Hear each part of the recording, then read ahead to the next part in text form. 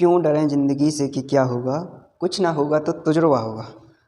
तो इसलिए प्रयास करते रहिए, ज़िंदगी छोटी है, प्रयास अनेक करने हैं, तो डरें मत, प्रयास करें। नमस्कार मित्रों, LMP स्टडी लाइफ में आपका स्वागत है। आज बात करेंगे हड़प्पा की।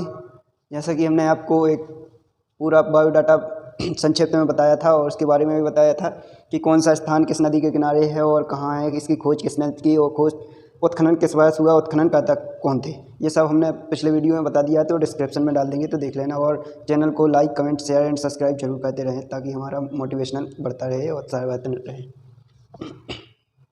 सबसे पहले था हड़प्पा। अब बात करेंगे हड़प्पा की। अगर क्वेश्चन आ जाए कि हड़प्पा या सिंधु सभ्यता के हड़प्पा स्थान की संक्षिप्त टिप्पणी लिखें, तो आप कैसे लिखेंगे इसके बारे में हम बताएंगे आपको कि कैसे लिखना है संक्षिप्त। या आ जाए कि हड़प्पा के बारे में संक्षिप्त टिप्पणी लिखिए, तो कैसे लिखेंगे आप। इसके लिए आपको ये बायोडाटा भी तो ज़रूरी है, इसलिए मैंने आपको पूरा बायोडाटा क्लियर किया है और विस्तार से जानकारी के बारे में बताया है। तो जो हड़प्पा है वो पाकिस्तान के मोंटगोमरी ज़िले के रावी नदी के तट पर, पाकिस्तान के मोंटगोमरी ज़िले के रावी नदी के तट पर, वो रावी नदी के तट पर तो है लेकिन वो भी बाएं तट पर स्थित है। 1856 में 1856 में लाहौर और मुल्तान के बीच, जब 1856 में क्या हुआ, रेलवे लाइन पटरी बिछ रही थी लाहौर और मुल्तान के बीच। जब रेलवे पटरी बिछ रही थी लाहौर और मुल्तान के बीच, तो रेलवे लाइन बिछाते समय बंटन बंधुओं किनको बंटन बंधुओं को रोड़ी की आवश्यकता ने हड़प्पा की खोज का प्रथम सूत्र दिया। जब रेलवे लाइन बिछ रही थी तो उन्हें रोड़ी की आवश्यकता हुई, तो बंटन बंधुओं ने खोजा, तो रोड़ी की आवश्यकता ने वहाँ देखा तो टीला निकला, एक टीला निकला, तो बस वहाँ देख कर उन्होंने बताया कि यहाँ कुछ है। तो सबसे पहले खोज हो गई थी 1856 में। हालांकि उससे पहले भी मैसन ने की थी खोज, मतलब कि बताया था कि यहाँ कोई सभ्यता होने के साक्ष्य हैं। तो लेकिन विस्तृत जानकारी यहीं से बंटन बंधुओं ने दी थी कि यहाँ कोई सभ्यता है या कुछ स्थान है। इस टीले के बारे में सर्वप्रथम उल्लेख चार्ल्स मैसन ने, मैंने बताया था कि चार्ल्स मैसन ने 1826 में किया था। इसके पहले कर चुके थे उल्लेख कि यहाँ कोई सभ्यता होने के साक्ष्य हैं। इसके बाद जनरल कनिंघम, इसके बाद जो जनरल कनिंघम आए इंग्लैंड से, तो उन्होंने सर्वे किया और 1853 और 1873 में इस टीले का सर्वेक्षण यानी सर्वे किया। और 1921 में राय बहादुर दयाराम साहनी ने इसका उत्खनन करवाया। देखिए क्वेश्चन कैसे बनते हैं हम आपको बताएं। उसमें आएगा कि हड़प्पा सभ्यता की सबसे पहले जानकारी किसने दी, तो सबसे पहले जानकारी या हड़प्पा सभ्यता का सबसे पहले उल्लेख किसने किया, तो आपको लगाना है चार्ल्स मैसन।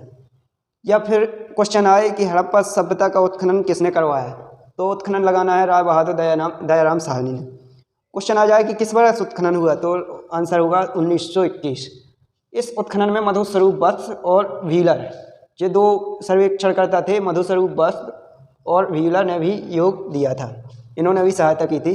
अनुमानतः हड़प्पा का प्राचीन नगर मूल रूप से 3 किलोमीटर में फैला था। अनुमान लगाया इन लोगों ने उत्खनन के आधार पर कि हड़प्पा नगर था जो लगभग 3 किलोमीटर के आसपास के एरिए में फैला हुआ था। इसका प्राचीन वैदिक नाम हरियूपिया था। क्वेश्चन आ जाए कि इसका प्राचीन नाम क्या था, हड़प्पा का प्राचीन नाम क्या था, तो आपको आंसर लगाना है हरियूपिया। आ भी सकता है, बिल्कुल क्लियर है कि आने की संभावना है, इसलिए आप याद रखिए, एक साथ हमारे साथ बोलिए। इसका प्राचीन या वैदिक नाम क्या था, हरियूपिया। अजी बोलिए, हरियूपिया।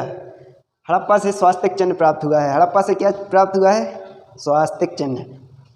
तो याद रखना है, स्वास्तिक चिन्ह जो बनता है वो हड़प्पा से प्राप्त हुआ है अपन को। यहाँ से 16 भट्टियाँ प्राप्त हुई हैं, 16 भट्टियाँ प्राप्त हुई हैं। बताओ, पहले ज़माने की विकसित सभ्यता थी, वहाँ से भट्टियाँ भी निकली हैं, तो कारोबार तो चलता ही होगा। इनमें कोयला और गोबर की राख भी प्राप्त हुई है, कोयला भी प्राप्त हुआ है, वो कोयले की राख भी, गोबर की राख भी प्राप्त हुई है। यहीं उन अन्नागार भी प्राप्त हुए हैं, जो अन्नागार हैं, जो अन्न रखते थे जिसमें, वो अन्नागार कहलाते थे, वहाँ ये भी प्राप्त हुए हैं, जो कि 6-6 के समूहों में है। प्रत्येक का आकार 15.24 गुणे 6.10 मीटर था। इनके बीच में जो 6-6 के समूहों में थे, इन्हीं के बीच में 7 मीटर लंबा चौड़ा रास्ता था, 7 मीटर चौड़ा रास्ता था। जो 6-6 के समूह में थे, 1 2 3 4 5 6, 1 2 3 4 5 6, ये बीच से जो रास्ता थी, ये 7 मीटर लंबी चौड़ी रास्ता थी। इसमें भौतिक सामग्री कौन कौन सी मिली है, तो भौतिक सामग्री आपको बता दें कि हाथी दांत की मुहर, ताम और कर्ण, तुधारी, चाकू, चिमटी, मिट्टी के बर्तन, सरंग, पत्थर के फलक, छोटी एवं बड़ी मोहरें, जो कि लगभग 890 मोहरें मिली हैं। यहाँ समाधान भी मिले हैं। समाधान तो आप जानते होंगे, जो शव है उस शव को जहाँ दफनाया जाता है वही उसे ही समाधान कहते हैं, जिसकी संख्या 57 है, 57 है। बात करें नगर की संरचना की, तो नगर की संरचना में बता दें आपको संक्षिप्त में कि नगर 2 भागों में विभाजित था। पश्चिमी टीला और गढ़ी था, पूर्वी टीला निचला नगर। गढ़ी के चारों ओर सुरक्षा दीवार थी, जो गढ़ी बनी थी उसके चारों ओर सुरक्षा दीवार थी। ये गढ़ी का आकार लगभग समानांतर चतुर्भुज, गढ़ी का आकार समानांतर चतुर्भुज था, चतुर्भुज के समान था गढ़ी का आकार। उसे उत्तर से दक्षिण 420 तथा पूर्व से पश्चिम 196 मीटर परिमाप में है। पूरा क्षेत्रफल क्या है, उत्तर से दक्षिण तक 400 मीटर और पूर्व से पश्चिम तक 196 मीटर परिमाप में है। यहाँ 12 अन्नागार मिले हैं, जो अन्नागार थे 12 अन्नागार। अब जब 12 अन्नागार मिले हैं तो स्वाभाविक सी बात है कि जो किसानों के पास गेहूँ उगता होगा, पूरा गेहूँ आज के समय में कहें तो वेयर हाउस थे वे, जो गेहूँ या अन्न रखने का स्थान था वो वेयर हाउस ही थे, तो वहाँ 12 मिले हैं। तो मान के चलेंगे कि बहुत ही ज़्यादा गेहूँ की मतलब कि खपत होती होगी, और शहर में रहने के लिए लोग साल भर इसी अन्नागारों में से अन्न का यूज करते होंगे। भवनों की पूरी जगह 2745 किलोमीटर स्क्वायर से अधिक क्षेत्र में फैला मिला है। जो भवन है उसकी जगह है जो 2745 किलोमीटर क्षेत्र में 2745 किलोमीटर स्क्वायर वर्ग किलोमीटर से अधिक भी क्षेत्र में फैला मिला है। तो समझ सकते हैं आपकी हड़प्पा सभ्यता बहुत विकसित सभ्यता थी।